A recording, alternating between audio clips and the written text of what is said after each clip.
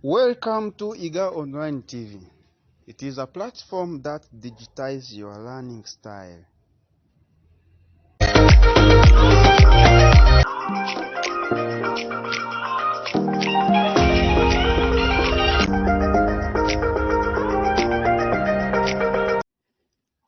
Today we are going to talk about the human skeleton. We describe the structure and the function of the human skeleton. The skeleton is the framework that provides structure to the rest of the body and facilitates movement. The skeletal system includes over 200 bones, cartilage, and ligaments.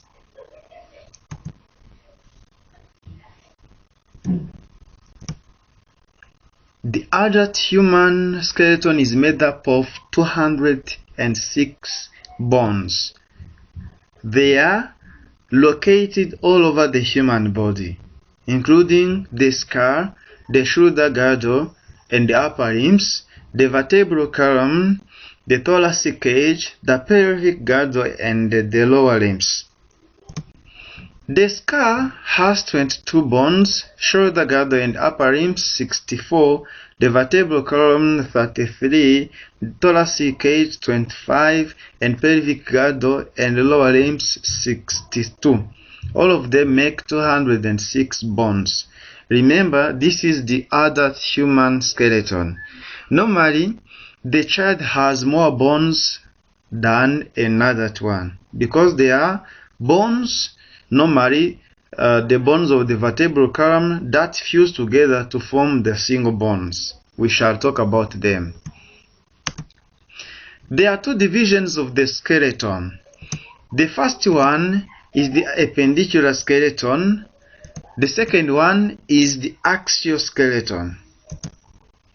The bones of the appendicular skeleton facilitate movement, while bones of the axial skeleton protect the internal organs. All skeletal structures belong to either the appendicular skeleton, or the girdles and limbs, or to the axial skeleton, which is the skull, the vertebral column, and the thoracic cage. The bones can be classified into 5 types. As shown in the picture, the bones of the human skeletal system are categorized by their shape and function into 5 types. The femur is an example of a long bone. That is one. The frontal bone is a flat bone. That is the second type. The patella, also called the kneecap, is a sesamoid bone. This is another type. And carpals in the hands and tarsals in the feet are examples of short bones. Generally, there are 5 types of bones: short bones, long bones, flat bones, sesamoid bones, and irregular.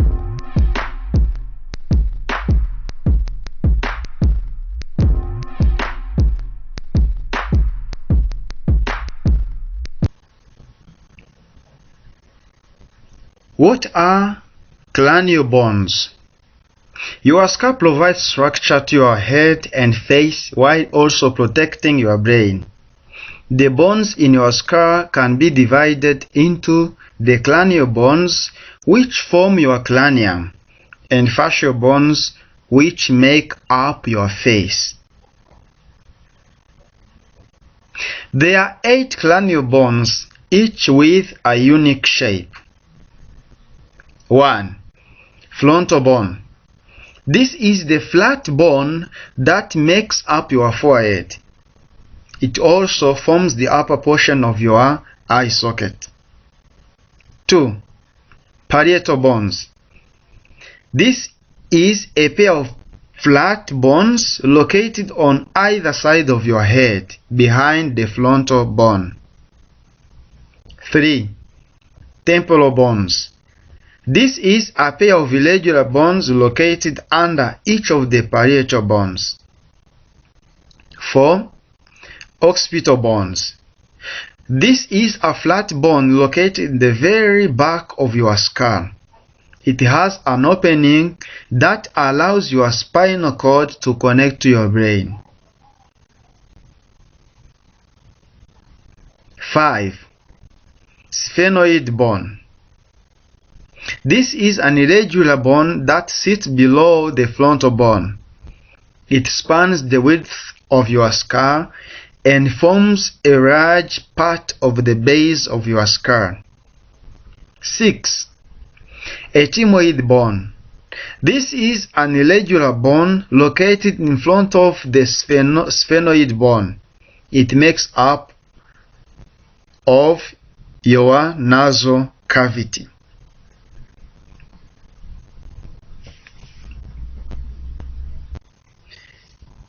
Your cranium or your cranial bones are held together with a unique joint called sutures, which are made of thick connective tissues.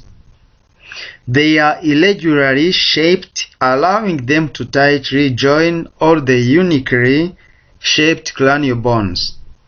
The sutures don't fuse until adulthood, which allows your brain to continue growing during childhood and adolescence. Facial bones. The facial bones support the soft tissue of the face. The facial bones consist of 14 individual bones that fuse together. However, the ethmoid bone and sphenoid bones are sometimes included in the facial bones. 1. Zygomatic bone. The two zygomatic bones form the cheeks and contribute to the orbits. 2. Lacrimal bone. The two lacrimal bones form the medial wall of the orbit and articulate with the frontal, ethmoid, maxilla, and inferior nasal conchae. The lacrimal bones are the two smallest bones located in the face. 3. Nasal bones. The nasal bones are located in the midline of the face, fusing to form the bridge of the nose and also articulate with the frontal, ethmoid, and the maxilla bones. 4. The maxilla bones. The maxilla bones fuse in the midline and form the upper jaw. They provide the bed for the upper teeth, the floor of the nose, and the base of the orbit. 5. The palatine bones. The palatine bones fuse in the midline to form the palatine, located at the back of the nasal cavity that forms the roof of the mouth and the floor of the orbit. 6. The mandibles. The mandible forms the lower jaw of the skull. The joint between the mandible and the temporal bones of the neurocranium, known as the temporomandibular joint, forms the only non-sutured joint in the skull.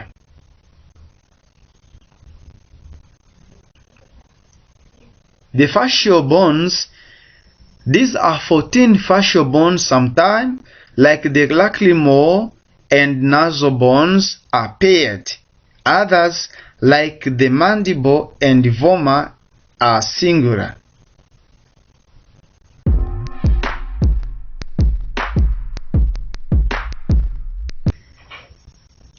The vertebral column. The vertebral column, also known as the spinal column or the spine or the backbone, is the central axis of the skeleton in all vertebrates. The vertebral column provides attachments to the muscles, supports the trunk, protects the spinal cord and nerve roots. The mammalian vertebral column consists of 5 morphologically differentiated groups of vertebrae. 1.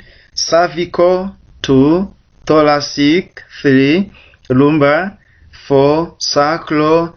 And then lastly, coccygeal or caudal. In humans, the vertebral column usually consists of 33 vertebrae placed in series and connected by ligaments and intervertebral discs. However, the number of vertebrae can vary between 32 and 35. Usually, there are 7 cervical, 12 thoracic, 5 lumbar, 5 sacral, and 4 caudal or coccygeal vertebrae. In humans, the length of the vertebral column is 71 cm in males and 61 cm in females. The vertebral column has 4 main functions. 1. Protection. It encloses and protects the spinal cord within the spinal canal. 2. Support. It carries the weight of the body above the pelvis. 3. Access. Forms the central axis of the body. 4. Movement. Has roles in both posture and movement.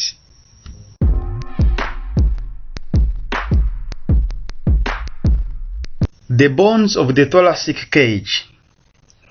The thoracic cage or rib cage forms the thorax, chest portion of the body. It consists of 12 pairs of ribs, to mean 24 ribs, with their costal cartilages and the sternum. The thoracic cage protects the heart and the lungs. The ribs are classified as true ribs, rib 1 to 7, and false ribs, rib 8 to 12. The last 2 pairs of false ribs are also known as floating ribs. 1. Sternum. The sternum is the elongated bony structure that enters the anterior thoracic cage. 2. Ribs. Each rib is a curved, flattened bone that contributes to the wall of the thorax. The ribs articulate posteriorly with the T1 to T12 thoracic vertebrae and most attach anteriorly via their costal cartilages to the sternum. There are 12 pairs of ribs, and the ribs are numbered 1 to 12 in accordance with the thoracic vertebrae. Ribs are classified into 2, depending on whether they are attached to the sternum or not. 1. The true ribs. Ribs from 1 to 7 are classified as true ribs. Their costal cartilage from each of these ribs attaches directly to the sternum.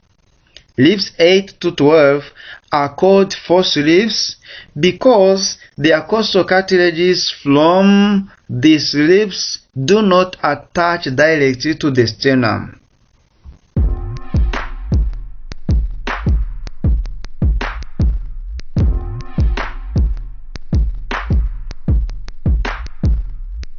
The bones that attach each upper limb to the axial skeleton form the pectoral girdle or the shoulder girdle. This consists of the 2 bones, the scapula and the clavicle. The clavicle or the collarbone is an S-shaped bone located on the anterior side of the shoulder. It is attached on its medial end to the sternum of the thoracic cage, which is part of the axial skeleton.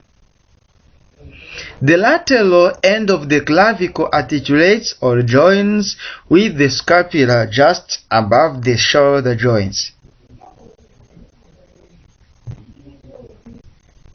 As mentioned above, The pectoral girdle consists of the clavicle and the scapula, which serve to attach the upper limb to the sternum of the exoskeleton. 1. The scapula, or the shoulder blade. It lies on the posterior aspect of the shoulder. It is supported by the clavicle, which also articulates with the humerus or arm bone to form the shoulder joint. The clavicle is the only long bone that lies in a horizontal position in the body. The clavicle has several important functions. First, anchored by muscles from above, it serves as a strut that extends laterally to support the scapula. This in turn holds the shoulder joint superiorly and laterally from the body trunk, allowing for maximal freedom of the motion for the upper limb. 2. Scapula. The scapula is also part of the pectoral girdle and thus plays an important role in anchoring the upper limb to the body. The scapula is located on the posterior side of the shoulder. It is surrounded by muscles on both its anterior or deep and posterior or superficial sides, and thus does not articulate with the ribs of the thoracic cage.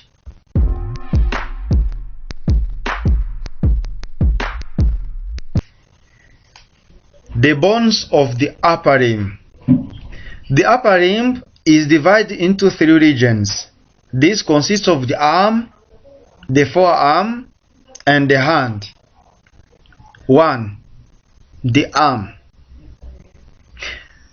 The arm contains humerus as the single bone in the upper arm, and the humerus is the largest and the longest bone in upper limb. 2. Forearm. The forearm consists of ulna medially and the radius laterally. They are paired bones of the forearm. Radius is larger than ulna. 3. The hand. The base of the hand contains 8 bones, each called a carpal bone, and the palm of the hand is formed by 5 bones, each called a metacarpal bone. The fingers and the thumb contain a total of 14 bones, each of which is a phalanx bone of the hand. Generally, there are 30 bones in each upper limb. We have 2 upper limbs, to mean we have 60 bones in all upper limbs.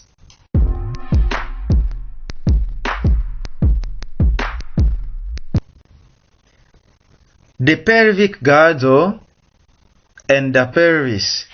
The pelvic girdle or hip girdle is formed by a single bone, the hip bone, which serves as the attachment point for each lower limb. Each hip bone, in turn, is firmly joined to the exoskeleton via its attachment to the sacrum of the vertebral column. Unlike the bones of the pectoral girdle, which are highly mobile to enhance the range of the upper limb movement, the bones of the pelvis are strongly united to each other to form a largely immobile weight-bearing structure. This is important for stability because it enables the weight of the body to be easily transferred laterally from the vertebral column through the pelvic girdle and the hip joints and into either lower limb whenever the upper limb is not bearing weight. The right and the left hip bones plus the sacrum and the coccyx together form the pelvis. The hip bone. The hip bone forms the pelvic girdle portion of the pelvis.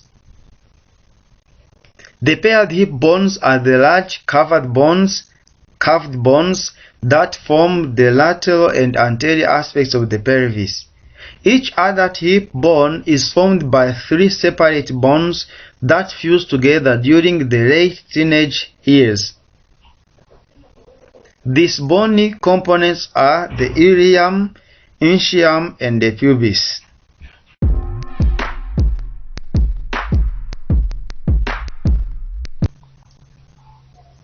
Bones of the lower limb. Like the upper limb, the lower limb is divided into 3 regions: the thigh, the leg, and the foot. The lower limb contains 30 bones. These are the femur, patella, tibia, fibula, tarsal bones, metatarsal bones, and phalanges. The femur is the single bone of the thigh. The patella is the kneecap and articulates with the distal femur. The tibia is the larger, weight-bearing bone located on the medial side of the leg, and the fibula is the thin bone of the lateral leg. The bones of the foot are divided into 3 groups. The posterior portion of the foot is formed by a group of 7 bones, each of which is known as the tarsal bone, whereas the mid-foot contains 5 elongated bones, each of which is a metatarsal bone. The toes contains 14 small bones, each of which is a phalanx bone of the foot. Let's talk a little bit on femur. The femur is the longest and the strongest bone of the body and accounts for approximately 1/4 of a person's total height.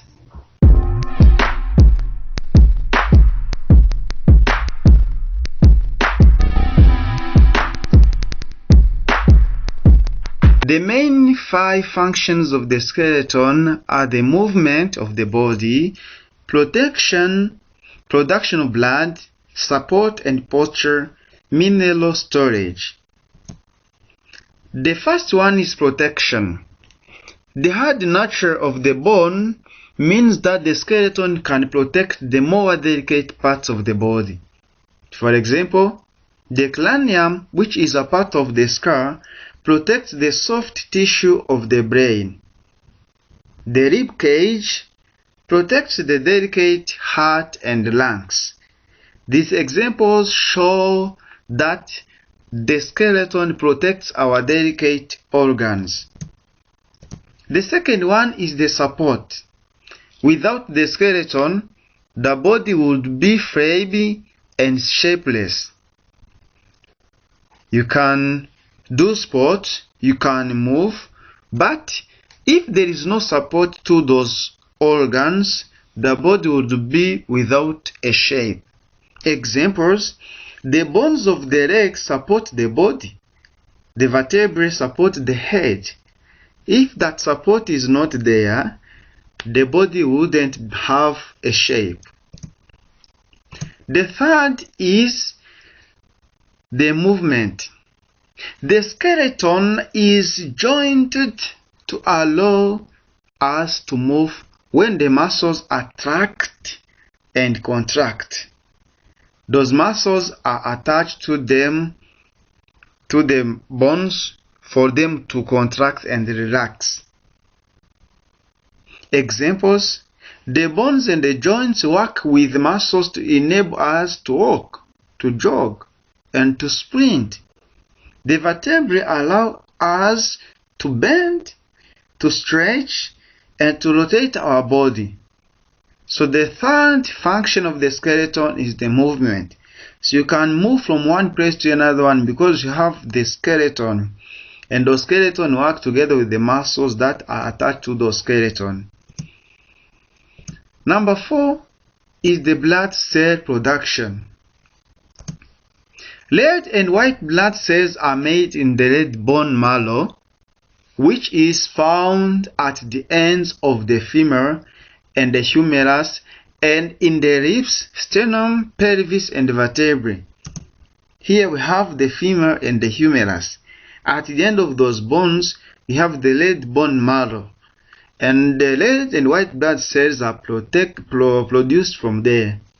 That is the fourth function of the skeleton. And you know that the blood is very important.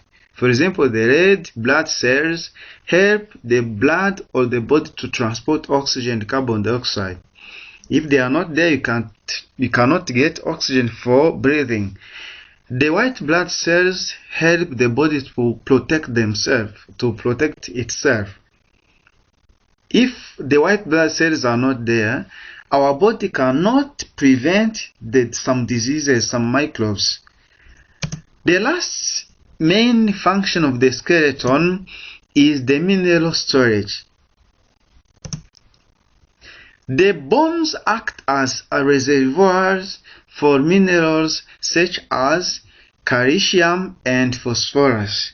You remember that these two minerals help in the ossification or the strength of the bones, so they make our bones strong.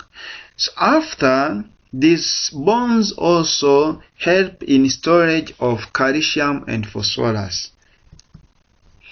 Functions of the skeleton, as a summary, we've said that the first one is protection. The cranium protects the soft tissue of the brain. The vertebrae allows us to bend, to stretch, and rotate our body.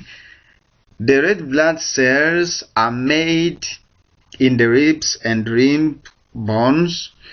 The bones of the legs support the body.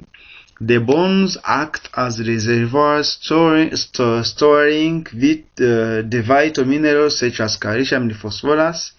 The rib cage protects the delicate heart and lungs, and the vertebrae support the head.